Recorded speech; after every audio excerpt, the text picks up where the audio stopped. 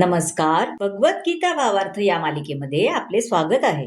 आज आपण यामध्ये अध्याय 6 मधील श्लोक 31 ते 35 पाहणार आहोत. श्लोक 31 पाहूया. सर्वभूत स्थितं यो मां भजत्येकत्वमास्थिता सर्वथा वर्तमानोऽपि स योगी मयि वर्तते. आता पहा, सर्वभूत स्थितम म्हणजे प्रत्येक जीवाच्या हृदयामध्ये स्थित. भजती म्हणजे भक्तिभावाने सेवा करतो. जो योगी मी आणि परमात्मा अभिन्न असल्याचे जाणून परमात्म्याच्या भक्तिपूर्ण सेवेमध्ये युक्त होतो, तो सर्व परिस्थितीमध्ये माझ्यामध्ये सदैव निवास करतो. आता परमात्म्यावर ध्यान करत असलेला योगी आपल्या अंतर्यामी श्रीकृष्णाचे विस्तारित रूप असलेल्या चतुर्भुज, शंख, चक्र, गदा, पद्मधारी श्री विष्णूंना पाहतो. योगी व्यक्तीने जाणले पाहिजे की श्री विष्णू आणि श्रीकृष्ण अभिन्न आहेत आणि या परमात्मा रूपामध्ये श्रीकृष्णच प्रत्येकाच्या हृदयात निवास करतात. जसे श्री विष्णू हे एकच आहेत, तरीही निश्चित ते सर्वव्यापी आहेत की नाही. ज्याप्रमाणे सूर्य एकाच वेळी अनेक ठिकाणी दिसतो, त्याप्रमाणे आपले एकच रूप असले तरी ते आपल्या अचिंत्य शक्तीच्या प्रभावाने सर्वत्र उपस्थित आहेत. आता श्लोक 32 पाहूया. आत्मोपमेन सर्वत्र समं पश्यति अर्जुना सुखं वा यदि वा दुःखं स योगी परमो मतः. अपमेन म्हणजे तुलनेने. हे अर्जुना, जो आपल्या स्वतःच्या तुलनेने सर्व जीवांकडे त्यांच्या सुखामध्ये आणि दुःखांमध्ये वास्तविक समतेने पाहतो, तोच परिपूर्ण योगी होय. जो कृष्ण भावना भावित आहे तो परिपूर्ण योगी आहे. त्याला आपल्या अनुभवाच्या आधारे सर्वांच्या सुखाची दुःखाची जाणीव असते. आता दुसऱ्या शब्दात सांगायचं झालं तर भगवंताचा भक्त हा सदैव सर्व जीवांच्या कल्याणाकडे लक्ष देतो आणि या प्रकारे तो वास्तविकपणे प्रत्येकाचा मित्र आहे. तो सर्वोत्तम योगी आहे, कारण जो स्वतःच्या वैयक्तिक लाभासाठी योग सिद्धीची अभिलाषा करत नाही, तर तो इतरांच्या हिताकरता प्रयत्नशील असतो. तो आपल्या बरोबरींच्या जीवाचा मत्सर करत नाही, तर भगवंताच्या विशुद्ध भक्त आणि केवळ आपल्या वैयक्तिक उन्नतीची कामना करणारा योगी यांच्यामध्ये हाच फरक आहे. आता श्लोक 33 पाहूया. अर्जुन उवाच योऽयं योगस्त्वया प्रोक्तः साम्येन मधुसूदना एतस्याहं न पश्यामि चंचलत्वा स्थितिं स्थिराम. अयं म्हणजे ही पद्धती, साम्येन म्हणजे सामान्यता. अर्जुन म्हणाला, हे मधुसूदन, तुम्ही सांगितलेली योग पद्धती जी आहे ही मला अव्यवहार्य आणि असह्य वाटते, कारण मन हे चंचल आणि अस्थिर आहे. आता पहा, ज्या योग पद्धतीने वर्णन भगवान श्रीकृष्णांनी अर्जुनाला केले त्या पद्धतीचा अर्जुनाने अस्वीकार केलाय, कारण त्याला वाटते की आपण या योग पद्धतीचा अभ्यास करण्यात असमर्थ आहोत. या कलियुगामध्ये सामान्य मनुष्याला ग्रहत्याग करून वनामध्ये, अरण्यामध्ये एकांतवासात योगाभ्यास करण्यासाठी जाणं शक्य नाहीये. या युगामध्ये अत्यंत अल्प आयुष्यामध्ये त्याला अत्यंत कठीण संघर्ष करावा लागेल.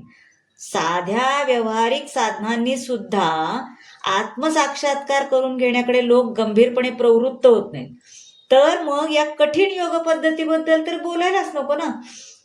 व्यवहार्य या नात्याने अर्जुन या योग्य पद्धतीचा अभ्यास करण्यास सर्व प्रकारे योग्य असला तरी त्याला या पद्धतीचं आचरण करणे अशक्य वाटले. आता श्लोक 34 पाहूया. चंचल ही मन कृष्ण प्रमाथी बलवदृढं तस्याहं निग्रहं मनये वायोरीव सुदुष्करम. बलवत म्हणजे बलवान, प्रमाथी म्हणजे विचलित करणारे, हे कृष्णा, मन हे चंचल दुराग्रही आणि अत्यंत बलवान असल्यामुळे मनाचा निग्रह करणे हे वायूला नियंत्रित करण्यापेक्षाही अत्यंत कठीण आहे असे मला वाटते. आता व्यवहारी जगात अनेक विरोधी शक्तींचा सामना कराव्या लागणाऱ्या मनुष्याला मन संयमित करणे किती कठीण आहे? निश्चितच अत्यंत कठीण आहे. मनुष्याला मित्र आणि शत्रू दोघांबद्दलही कृत्रिमपणे समभाव असू शकेल, पण अंतिमतः सांसारिक मनुष्य असे करू शकत नाही, कारण मनाला संयमित करणे हे वादळी वाऱ्याला नियंत्रित करण्याहूनही अत्यंत कठीण आहे. आता श्लोक 35 पाहूया. श्री भगवान उवाच असंशयं महाबाहो मनो दुर्निग्रहं चलम् अभ्यासेन तु कौन्तेय वैराग्येण च गुह्यते. दुर्निग्रह म्हणजे निग्रह करण्यास कठीण. श्री भगवान म्हणाले, हे महाबाहू कौंतेया, चंचल मनाला संयमित करणे हे निसंशय अत्यंत कठीण आहे, पण योग्य पद्धतीने, योग्य अभ्यासाने आणि अनासक्तीद्वारे मनाला वश करणे शक्य आहे. आता अर्जुनाने म्हटल्याप्रमाणे हेखेखोर मनाला वश करणे कठीण आहे.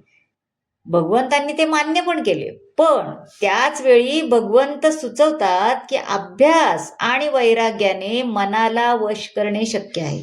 आता अभ्यास म्हणजे काय? तर सद्यस्थितीत पवित्र स्थळी निवास करणे, परमात्म्यावर मन केंद्रित करणे, मन आणि इंद्रिये संयमित करणे, ब्रह्मचर्य पालन करणे इत्यादी कठीण नियमांचे पालन कोणीही करू शकत नाही. तरीही मनुष्य नवविद्या सेवेद्वारे नवविधा सेवेमध्ये युक्त होतो, आणि या भक्तीमधील सर्वप्रथम पायरी म्हणजे कृष्ण लीलांचे श्रवण करणे होय. मनाला सर्व कल्मशांपासून शुद्ध करण्याचे हे दिव्य आणि प्रभावी माध्यम आहे. मनुष्य कृष्णलीलांचे जितके अधिक श्रवण करतो तितका तो अधिक प्रबुद्ध होतो आणि मनाला श्रीकृष्णापासून दूर नेणाऱ्या सर्व गोष्टीपासून अनासक्त होतो.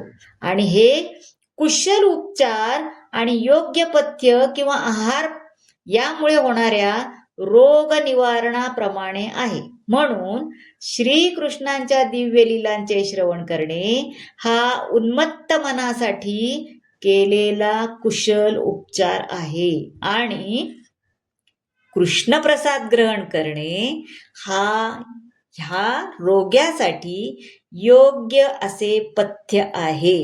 हा उपचार म्हणजेच कृष्ण भावनेची पद्धती आहे. तर मंडळी, कसा वाटला आजचा भाग नक्की सांगा. मी तर खरंच हा भाग ऐकून इतकं छान वाटलं मला ना. तुम्हाला कसं वाटलं ते नक्की सांगा, आणि आवडला असल्यास शेअर करा, लाईक करा, सबस्क्राईब करा, आणि हो, कमेंट पण नक्की करा. थँक्यू.